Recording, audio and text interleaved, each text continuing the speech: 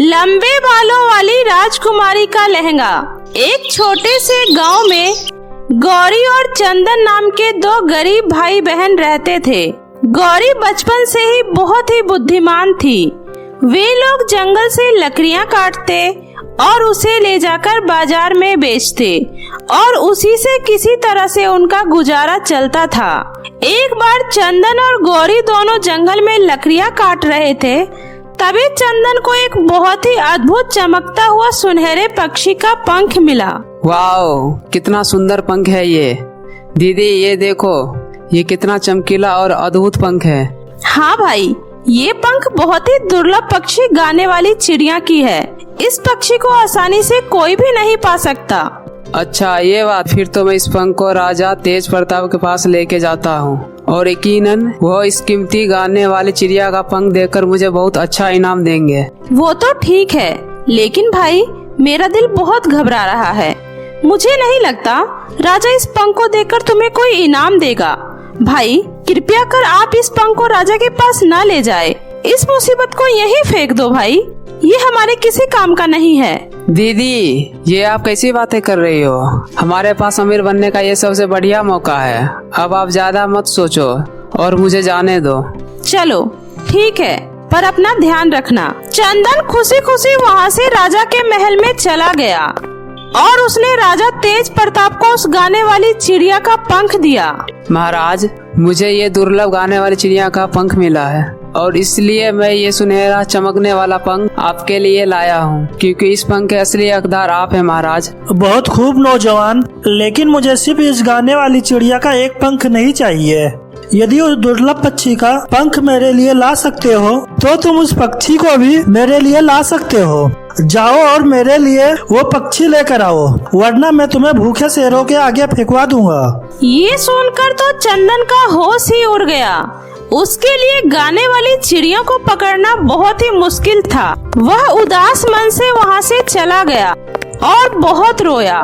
भाई को रोता हुआ देख गौरी कहती है, क्या हुआ भाई?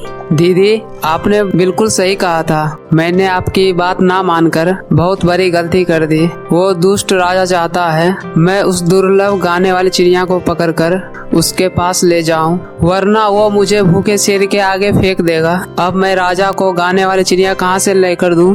चिंता मत करो भाई, मैं आपकी मदद करूंगी।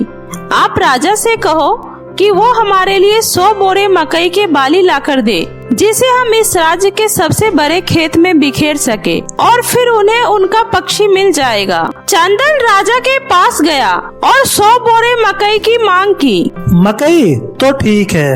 अगले दिन राजा के आदमी मकई लेकर पूरे खेत में मकई फैला देता है और वहाँ से चला जाता है। भाई अब हमें शाम तक यही इंतजार करना होगा। गौरी और चंदन वहीं बैठकर गाने वाली चिड़िया का इंतजार करने लगे। अचानक उन्हें एक खूबसूरत पक्षी दिखा।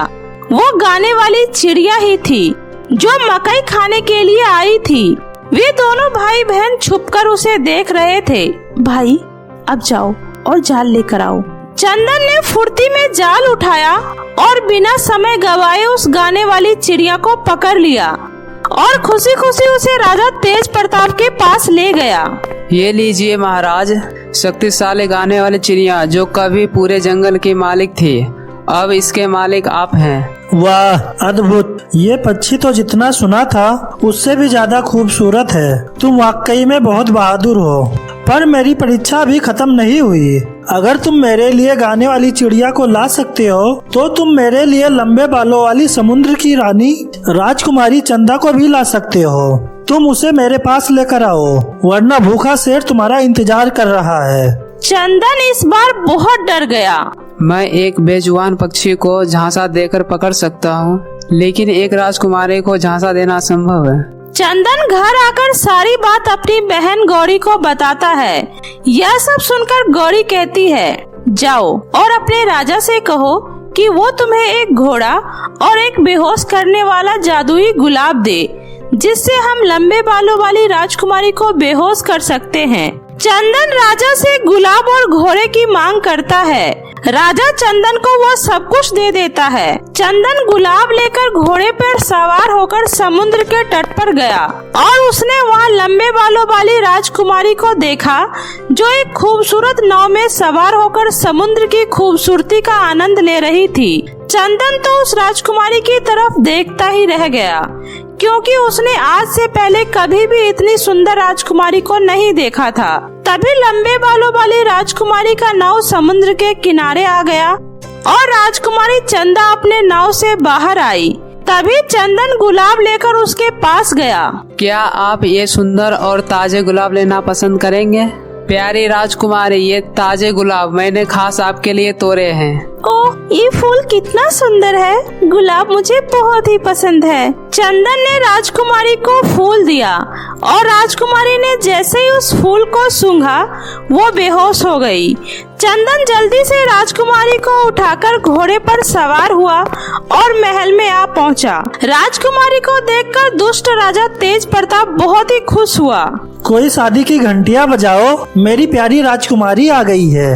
राजा के सेवकों ने खुशी से घंटी बजाई, जिसे सुनकर लंबे बालों वाली राजकुमारी होश में आ गई। मैं कहाँ हूँ?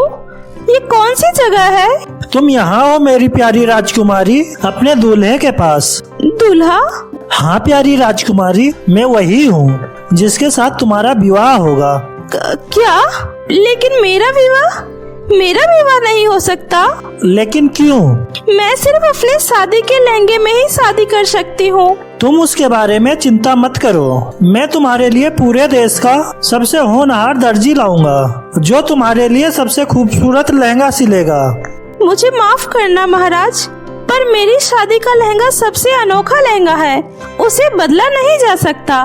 मेरी शादी सिर्फ मेरे उस अनोखे लहंगे में ही हो सकती है और वो लहंगा समुद्र के नीचे एक सबसे बड़े चट्टान के पास रखा हुआ है और मैं आपसे तभी शादी करूंगी जब आप मेरे लिए मेरा वो शादी का लहंगा वहाँ से लेकर आएंगे।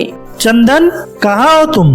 तुमने सुना नहीं मेरी होने वाली प्यारी रानी ने क्या कहा है? जल्दी जाओ और वहाँ से जाकर राजकुमारी का वो अनोखा लहंगा लेकर आओ, वरना मैं तुम्हें अजगरों के गड्ढे में फेंक दूंगा। यह सुनकर चंदन हक्का बक्का रह गया और अपनी बहन को सारी बात बताया। अब बस बहुत हुआ, अब मुझे पता है कि आगे क्या करने की जरूरत है। मुझे अपने साथ समुद्र तट पर ले चलो।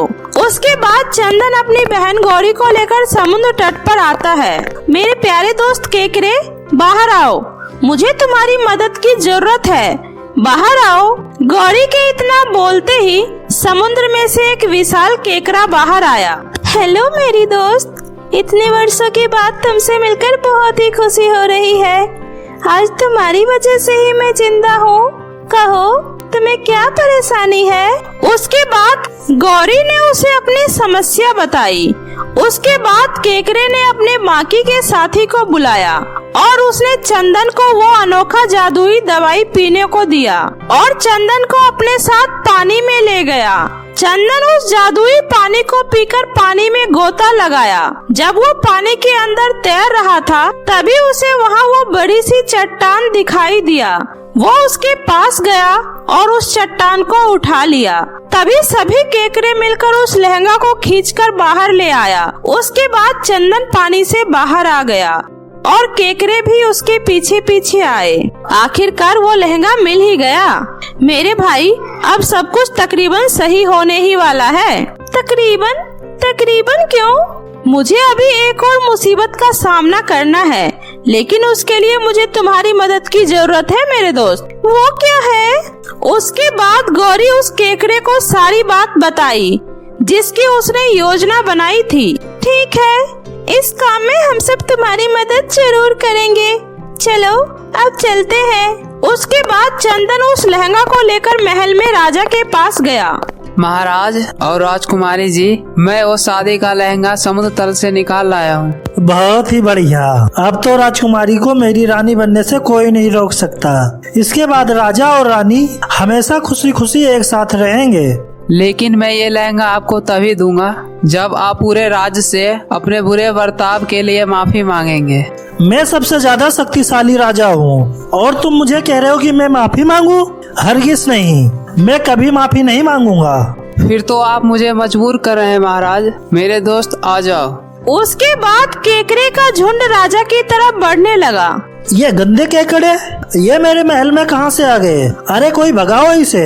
लेकिन केकरे तेजी से राजा पर हमला करने के लिए उसकी तरफ बढ़ा। यह देखकर राजा डरकर वहाँ से भाग गया।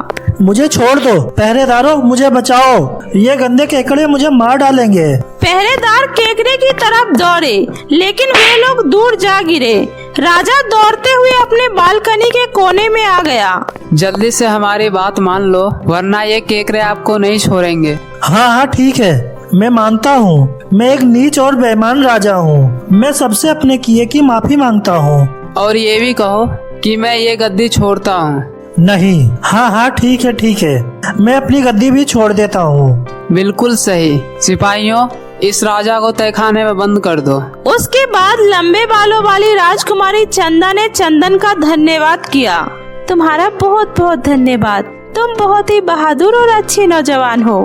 मेरा धन्यवाद मत करो, मैं ये सब अपनी बहन गौरी की वजह से ही कर पाया हूँ, और ये दूसरा प्यारे केकरे जिसने आपकी मदद की है।